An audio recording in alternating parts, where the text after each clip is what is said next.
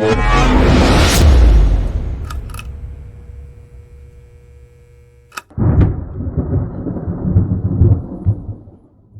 pagkakataon kang kumita ng mga tiket ng airdrop arena araw-araw sa pamamagitan ng libreng paglalaro sa training arena.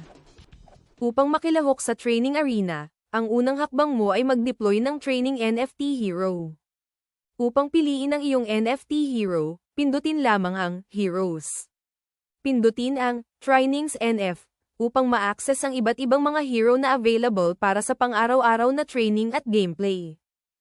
Pumili ng iyong napiling hero upang tingnan ang kanilang mga detalye, pagkatapos ay i-click ang Deploy upang gamitin ang hero na iyon. Pakitandaan na ang mga hero na may third bituin ay magagamit sa lahat ng mga silid, habang ang mga hero na may fourth bituin at mas mataas ay limitado sa mga silid ng Elite at Master. Handa ka nang magsimula ng paglalaro. Bumalik sa pangunahing pahina at piliin ang Training Arena. Maaari kang pumili na maglaro sa Novice, Elite, o Master Arena. May pula dots na nagpapakita ng aktibong mga manlalaro sa isang arena. Sumali sa isang silid o lumikha ng bago sa arena.